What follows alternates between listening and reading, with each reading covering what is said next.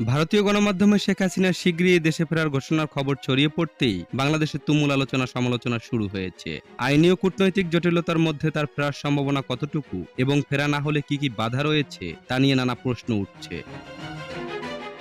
২০২৪ সালের ৫ আগস্ট শেখ হাসিনা ভারতে পালিয়ে যান। অন্তর্বর্তী সরকার তাকে ফিরিয়ে আনার জন্য ভারতের কাছে কূটনৈতিক চিঠি পাঠালেও কোনো জবাব পায়নি। পরে গত ডিসেম্বরে পররাষ্ট্র মন্ত্রণালয় ভারতকে নোট ভার্বাল পাঠায় দ্বিপাক্ষিক বন্দি প্রত্যর্পণ চুক্তির আওতায়। তবে চুক্তি অনুযায়ী রাজনৈতিক অপরাধের ক্ষেত্রে আশ্রয়দাতা দেশেই চূড়ান্ত সিদ্ধান্ত নেবে। বাংলাদেশের বন্দি প্রত্যর্পণ আইন ১৯৭৪ এবং ২০১৩ সালে স্বাক্ষরিত ২০১৬ সালে সংশোধিত ভারত বাংলাদেশ বন্দি প্রত্যর্পণ চুক্তি এ বিষয়ে আইনি ভিত্তি। চুক্তি অনুসারে যেসব অপরাধের সর্বনিম্ন শাস্তি ১ বছর বা তার বেশি, কেবল সেসব ক্ষেত্রেই প্রত্যর্পণ সম্ভব। তবে রাজনৈতিক অপরাধের ক্ষেত্রে প্রত্যর্পণ না করার বিধান রয়েছে।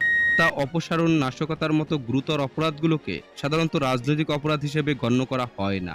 আইন বিশেষজ্ঞ ডক্টর শাহউদ্দিন মালিক বলেন, পুরো বিষয়টি নির্ভর করছে ভারত সরকারের দৃষ্টিভঙ্গির ওপর। যদি কোনোভাবে হাসিনা দেশে ফিরেও আসেন, তাহলে তার বিরুদ্ধে মৃত্যুদণ্ডাদেশ থাকায় তাকে সরাসরি কারাগারে নেওয়া হবে। প্রধানমন্ত্রীর পররাষ্ট্র বিষয়ক উপদেষ্টা ও বিএনপির যুগ্ম মহাসচিব হুমায়ুন কবির বলেন, শেখ হাসিনাকে পলাতক সন্ত্রাসী হিসেবে বিচারিক প্রক্রিয়ার মাধ্যমে দেশে ফিরিয়ে আনা হবে। দেশের প্রচলিত আইনে তার বিচার নিশ্চিত করা হবে। সরকার এ বিষয়ে ভারতের সংশ্লিষ্ট কর্তৃপক্ষের সঙ্গে নিয়মিত আলোচনা চালিয়ে যাচ্ছে।